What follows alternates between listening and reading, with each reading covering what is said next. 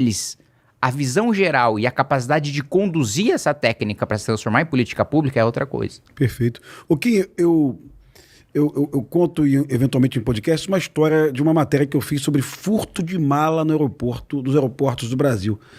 E eu entrevistei um bandido, ele era peruano, e eu perguntei, ele tinha mais de 60 anotações por furto, né? E eu perguntei, por que tu vem furtar no Brasil? E ele respondeu, mas no teu país pode furtar, no meu não pode, se eu furto no meu país eu vou preso. E depois eu contei uma experiência minha numa periferia de Resende, onde nós tínhamos um problema social gravíssimo, que é o furto de bujão de gás. Você chegava numa casa de periferia, uma mãe chorando, olhando para o fogão com uma lata de óleo, com feijão, com arroz, e ela dizia assim, seu polícia, furtaram o meu bujão de gás. Para quem faz lei, isso não é uma tragédia. Para quem está na periferia, isso representa a fome do seu filho e da sua família. E nós prendíamos as pessoas que furtavam bujão de gás e elas eram liberadas imediatamente na delegacia. E na delegacia mesmo. Era furto simples, não tinha arrombamento, você responde em liberdade. E tu fez uma lei aí que o furto agora a pena mínima é 4 anos, não é isso? Isso pode provocar aí a superlotação, espero que provoque, dos presídios brasileiros nos próximos meses. Estamos preparados para isso? Você pensou nisso quando você formulou essa lei, cara?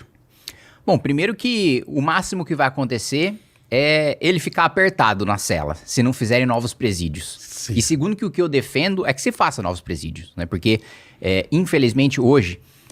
o discurso que você tem não, tem um encarceramento em massa, os presídios estão lotados, então precisamos soltar. Mas aí eu faço uma analogia. Quando tá faltando vaga em creche, eu falo, não, pô, essa criança, as creches estão lotadas, vamos deixar ela sem. Ou quando tá faltando vaga em UTI, eu falo, puta, esse cara aqui precisa de uma UTI, não, joga ele fora. Não, você faz mais UTI, faz mais vaga em creche, da mesma maneira, você faz mais presídios. Só que é impopular, ninguém quer falar de fazer mais presídio, porque chega um governador... para um prefeito, fala, vou colocar um presídio aí na sua cidade. O prefeito jamais, a população se mobiliza, não quer ter... E aí, o que isso gera na prática? O juiz utiliza aquilo como fundamento para não prender. Para ele ir pro aberto, para ele ir pro domiciliar, para ele responder em liberdade, né? Então, precisa ser feitos novos presídios. E é uma relação, assim, é até um pouco constrangedor ter que falar uma coisa tão óbvia. Mas o que os estudos acadêmicos mostram é quando você resolve mais os crimes e prende mais, tem menos crime. Assim, é uma coisa tão evidente, mas que existe um discurso dominante na imprensa e por parte do governo tão grande de que não tem correlação entre você prender e diminuir crime, porque muitas vezes a gente já prende muita gente e ainda assim os crimes continuam acontecendo. Olha o tanto de reincidente que a gente tem. Tanto de cara que a gente está prendendo de novo. Inclusive já cumprindo, dos poucos ainda que cumprem pena, sem falar daqueles que, né, tem um monte que responde a um monte de processo, de denúncias, que às vezes que já foi condenado em primeira instância, mas ainda tem recursos, aí tá respondendo em liberdade, ou tá foragido e outros processos respondem em liberdade, tá foragido num processo e aparece pra falar num outro e a justiça não pode pegar o cara pelo outro processo, por causa da esquizofrenia jurídica que a gente vive aqui. E sequer, eu fiz um requerimento de informação, Pimentel, para perguntar, né, para o Ministério da Justiça o perfil dos presos, né, principalmente em relação, e um dos dados era reincidência, né, quantos reincidentes nós temos presídios? O Ministério da Justiça me respondeu, não sei. Eu falei, gente, o Ministério da Justiça do meu país não tem dado oficial sobre reincidência? Eu tenho isso lá no que isso, camarada, pelo amor de Deus. No requerimento de informação, o Ministério da Justiça não sabe. Se, na demonstração máxima de poder do Estado, que é o presídio, que é o de tirar o seu direito mais valioso que o Estado pode tirar, que é a sua liberdade, ele não tem o controle sequer se o sujeito é reincidente ou não é reincidente, imagina outras políticas públicas afora, né? Assim, a gente não tem indicador, é assustador e entristecedor o quanto o Brasil ele é atrasado e o quanto ele se atrasou nos últimos 40 anos, Pimentel. Não é nos últimos 10, últimos 20, os 40. O Ministério da Justiça não tem esse dado, mas eu vou te dar um dado aqui do Rio de Janeiro que eu obtive hoje, através de um jornalista. Você conhece o bairro da Tijuca, onde fica o Maracanã, né? Esse bairro tem o 6º Batalhão da Polícia Militar. Esse batalhão prendeu esse ano 95 bandidos em flagrante. Desses 95, 81 eram reincidentes. Ou seja, a Polícia Militar me oferece o dado, o Ministério da Justiça não consegue me oferecer. Então esse batalhão, na verdade, prendeu 14 bandidos novos. 81 já deveriam estar em cana, né? Então, isso assombra o Brasil, cara. E você falar que o Ministério da Justiça não tem esse dado porque vai sentar aqui, se Deus quiser, um dia, o André, que é o secretário nacional da questão penitenciária, né? Uhum. E eu vou perguntar isso para ele, porque eu conversei contigo ali antes de começar o podcast sobre 3 estados de esquerda, que é Piauí, que é o Rafael Fonteles, que é a Paraíba, não me lembro o nome do governador, mas é PSB, e o Espírito Santo, Renato Casagrande, PSB. Esses 3 estados aí estão conseguindo reduzir roubo de uma forma contínua, né? Esses 3 estados aí mais que dobraram o número de presos em 5 anos, né? O Piauí dobrou em 4 anos, de 4 mil presos para 8 mil presos. A Paraíba dobrou em 10 anos. E o Espírito Santo de 8 mil para 24 mil presos. Ou seja, estados de esquerda que estão na contramão do que o Lewandowski pregava, né? Uhum. O Lewandowski, se eu tenho uma mágoa de algum ministro no Brasil, porque eu não guardo mágoa, de fato era do nosso ministro da Justiça. Ele não falava em desencarceramento, ele dizia desencarceramento em massa. Era mais do que isso, né? E você está falando aqui, está concordando que é uma política pública equivocada e que mata o morador de periferia, né, irmão? Não, o mais prejudicado, né? Porque o rico, quando ele é roubado, ele compra no mesmo dia aquilo que ele perdeu. Exato. O pobre não, o pobre ele ainda está pagando o que perdeu e vai tirar dinheiro, sabe-se lá de onde, para comprar algo novo, né? A gente aprovou o projeto de aumento de pena de furto, roubo e receptação, que aliás tem sido muito propagandeado agora pelo governo Lula, tem várias peças, inclusive, olha só, a cara de pau do governo. Uhum. Eu faço, você sabe o que é Twitch? Sim. Twitch, então a gente faço lives lá jogando na Twitch, né? Jogo Dota, né? E faço minhas transmissões jogando ao vivo. O governo federal está pagando para colocar anúncios na minha live na Twitch para falar que o governo é responsável pelo projeto que eu aprovei. Aí tu já fala, não, essa porra é minha, pô. Isso é grotesco. E olha só, o PT votou contra o projeto de aumento de pena de furto, roubo e receptação. O PT votou contra. O Lula sancionou por quê? Porque é ano eleitoral e tá todo mundo com pesquisa na mão, sabendo que segurança pública é o principal assunto. Então ele não queria se desgastar. E segundo, porque ele sabia que se ele vetasse, eu ia derrubar o veto. Tem maioria para derrubar o veto. Tem mais de 300 votos para derrubar o veto. Inclusive teve sessão do Congresso Nacional ontem, que se ele tivesse vetado, a gente teria derrubado. Então, é de uma cara de pau, porque aí tá mandando fazer peça de propaganda. Tu lembra exatamente quem votou contra? Se a gente falar, eu vou perguntar aqui, Maria do Rosário, votou contigo? Não, todo o PT. Todo o 100%. PT? 100%. A orientação do governo foi contra e todos os deputados votaram contra. Então o PT, categoricamente, era contra o aumento da pena por furto e roubo no Brasil. Só teve, para não falar que todo mundo votou contra, quem não votou contra é porque não estava presente. Sim. Então, ou foi abstenção ou foi contra. Né? Então, e aí depois o governo sanciona e coloca a iniciativa do governo federal, tolerância zero com o crime e um desespero agora também. A gente conversava sobre o pacote que o governo lançou de combate ao crime e falando de dezenas de bilhões de reais agora investidos para enfrentar o crime. Aí quando você vai ver, é empréstimo do BNDES para os estados fazerem enfrentamento. Sim. A maior parte do programa não é o governo federal, toma estado, faz um trabalho aí que eu faço a minha parte com a Polícia Federal, você faz com as polícias estaduais. 11 bilhões. Né? Aí quando você vai ver dos 11, 10 é empréstimo. 10, então peraí. O governo federal não está nem ajudando os estados, está emprestando o estado que já tem dívida com a União. O Kim, você prestou atenção nesse anúncio do governo federal e eu gostei de alguma coisa e fiz ressalvas, né? Mas você percebe que o governo federal não fala em recuperação de território, né? Tu percebeu isso? Sim. Parece que é um assunto que o governo federal não quer se envolver, né? Que é o principal tema, né? Quando a gente foi tratar no projeto antifacção na Câmara, o governo também era contra, né? O que ficou definido da lei contra a penalização de grupos ultraviolentos de domínio de território, né? Tanto que o voto da base do governo foi contra o relatório do Derrite na Câmara dos Deputados. Depois que teve alteração do Senado, que o governo mudou o voto, né? E que queria o texto mais brando, inclusive tirando a definição de ultraviolento, de ocupação de território, que é a principal pauta, né? Inclusive que o Renan Santos, aí, meu pré-candidato à presidência, sempre fala, né? De bandeira, escola e quartel. Retomada de território. A bandeira porque é o território brasileiro. Perfeito. Né? E a adoção do direito penal do inimigo, que em parte foi aprovado, e eu espero que seja chancelado no Senado, na PEC da segurança, E tem alguns elementos também no PL antifacção, que é, olha, é como se tivesse uma nação estrangeira nos invadindo. É como se Paraguai tivesse pego suas forças armadas, tomado o território, aquele território não está sob leis brasileiras, está sob leis paraguaias, com o exército paraguaio, com o hino paraguaio, com o tribunal paraguaio. Da mesma maneira, o crime organizado, né? Tem um tribunal próprio, tem forças armadas próprias, são pessoas que não fazem parte do pacto social da Constituição. Não é uma pessoa que roubou, que furtou, mas que, de maneira geral, ele entende que o Estado brasileiro, ele é o Estado legítimo e que ele está sendo punido por um Estado legítimo. Não.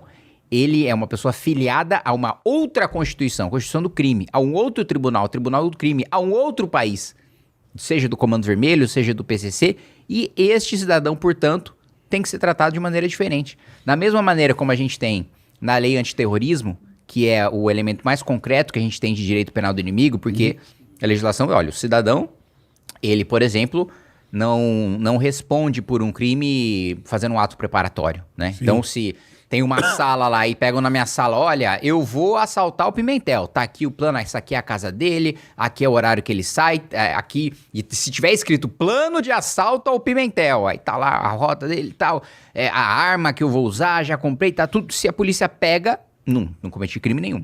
Certo. Me prepare. Agora, o terrorista não. Vou explodir uma bomba no ônibus para defender minha posição política, né? Ou por uma posição religiosa. Vou explodir uma igreja porque discorda daquela religião. Encontrou o plano, é crime.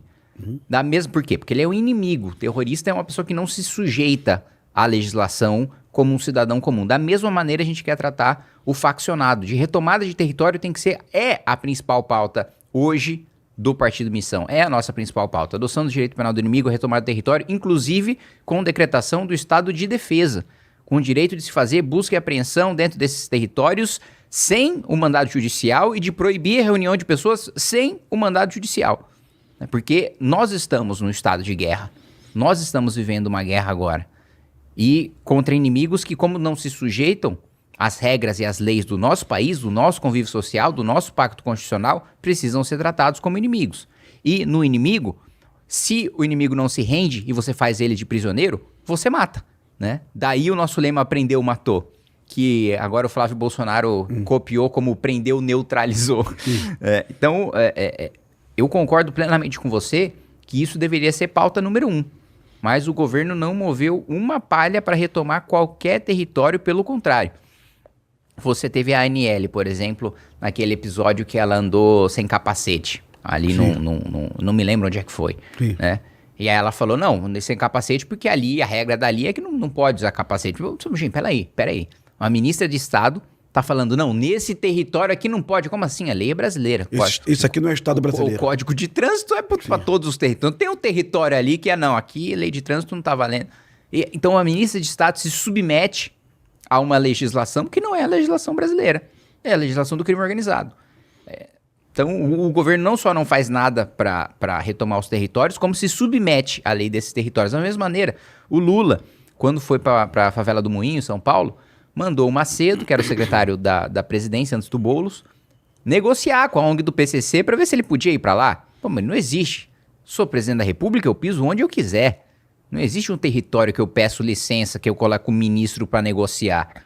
Não, é o contrário. Se alguém quer pisar no nosso território sem seguir as nossas leis, né, tem que pedir autorização para mim, para o meu ministro, para o meu governo. Não é eu que vou pedir licença para ninguém. Em pouco tempo o PCC monta uma embaixada em Brasília, viu, Kim? Aí já tem relação diplomática com o PCC, o Comando Vermelho também, em pouco tempo.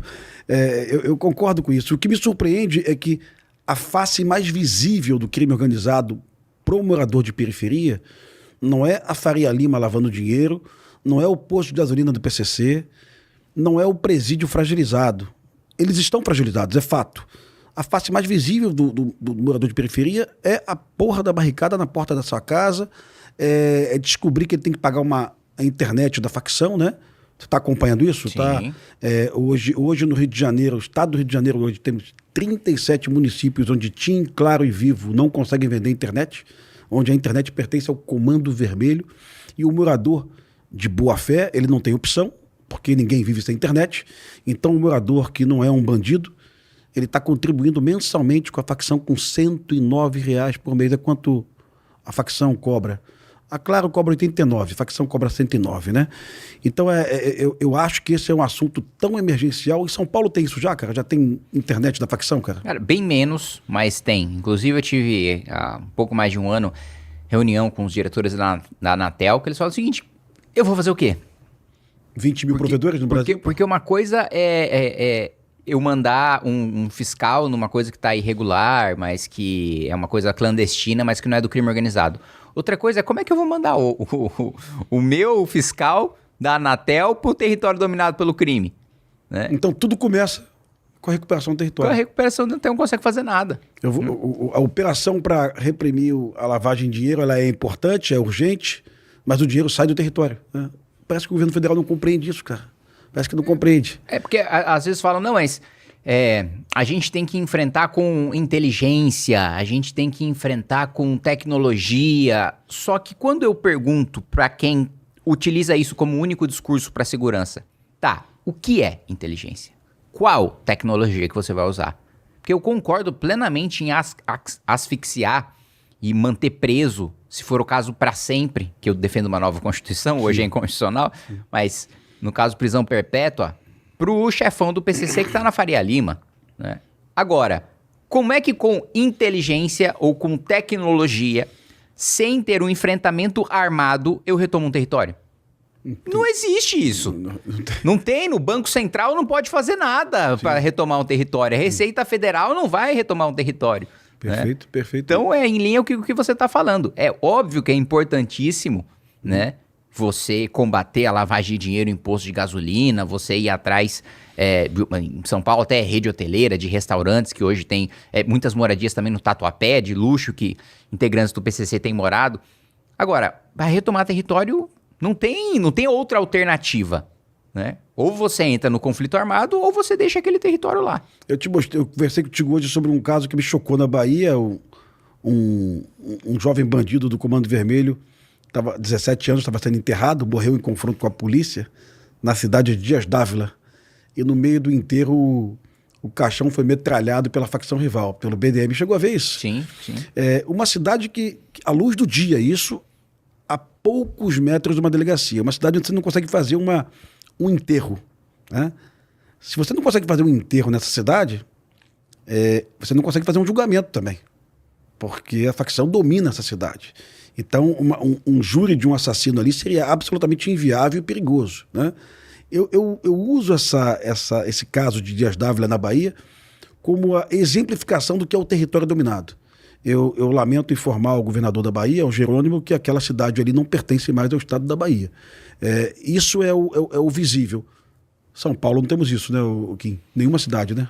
Não, nesse nível não tem nenhuma cidade. Em que o que você tem no interior de São Paulo são prefeitos ligados ao PCC, mas em que não existe nenhum controle sobre julgamento em segunda instância, por exemplo. O cara pode até ter uma grande influência sobre o juiz local, sobre o promotor local, só que no recurso o cara vai ser condenado, né? E o prefeito não tem o domínio territorial, né? Não vai ter o caixão... Barricada e fuzil. Barricada, fuzil, caixão sendo metralhado, grávida morrendo com o próprio filho dentro da barriga, com um tiro de troca de tiro de bala perdida. Não, isso não vai existir, né? Agora, que você tem, e isso é muito preocupante, e esse é um dos pontos também que eu tenho uma preocupação em relação ao paralelo na Itália, porque o paralelo da Itália tem um ponto positivo e tem um ponto negativo. O ponto negativo é de você estar muito próximo de um ponto em que não se sabe mais o que é crime e o que é Estado. Quando você tem uma infiltração tão grande, quando você tem tantos políticos ligados ao crime organizado, prefeitos, deputados, vereadores, enfim, todas as instâncias do poder, ministros ligados ao crime organizado. Quando você começa a ter juiz ligado ao crime organizado, promotor ligado ao crime organizado, chega num ponto que não tem mais controle, né? E eu acho que a gente caminha para esse ponto. Não estamos nele. Ainda é possível utilizar a estrutura do Estado, né, para exterminar o crime organizado. E o Estado tem a capacidade, né, bélica maior do que o crime, né? Há superioridade bélica para enfrentar o crime, né? Falta vontade política, falta você utilizar os instrumentos de maneira eficaz, falta a coragem para você defender instrumentos, como a gente defende o Estado de Defesa, que ninguém tem coragem, porque automaticamente a gente recebe a acusação de, não, então vocês querem um estado de exceção, então vocês querem uma ditadura. Eu falo, não, meu amigo, eu quero retomar um território porque nós estamos num estado de guerra, e o Estado de Defesa foi feito exatamente para isso, para um estado de guerra, né? Mas outras pessoas têm medo desse tipo de crítica, nós não temos, porque a gente tem completa capacidade de explicar e de rebater ponto a ponto tudo isso que é colocado. E o ponto positivo da experiência italiana, que eu acho que é parte do pontapé inicial para a reação, os membros da Suprema Corte, a classe política começou a perceber, opa, tá chegando na minha instância de poder.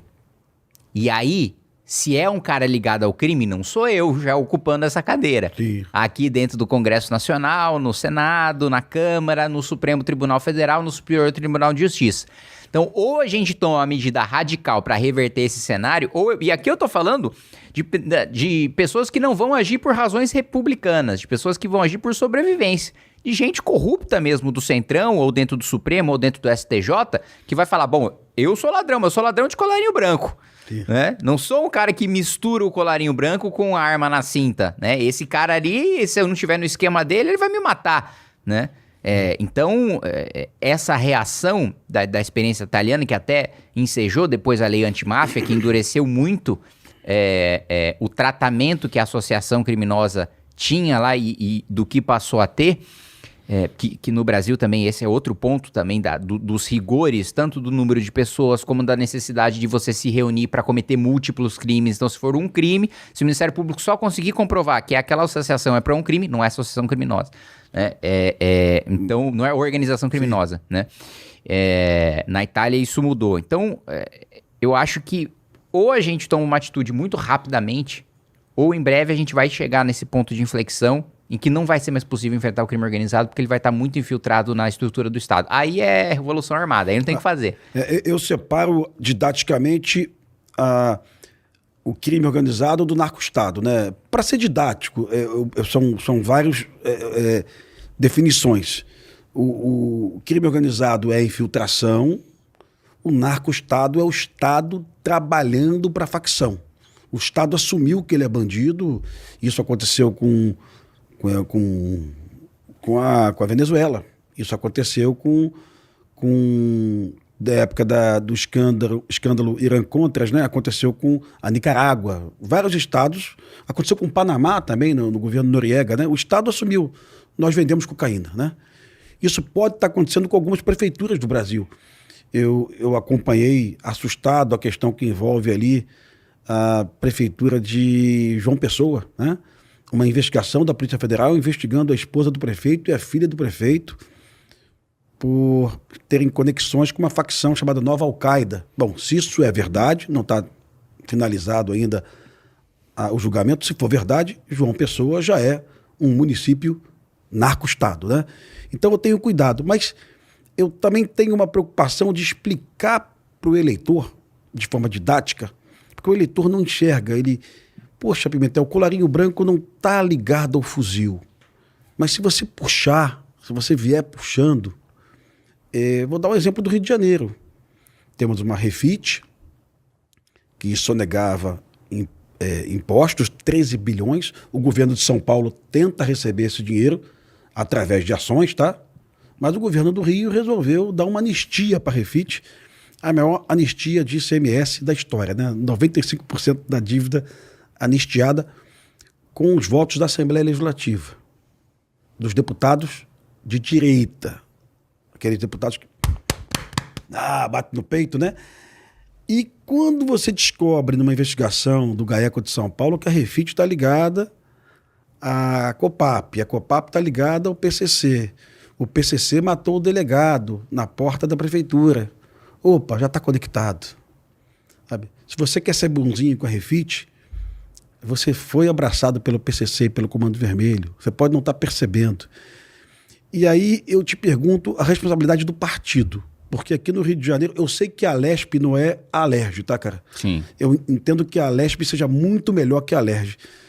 Mas aqui no Rio de Janeiro nós tínhamos o TH Joias, deputado do MDB, preso 2 vezes vendendo fuzil para o Comando Vermelho,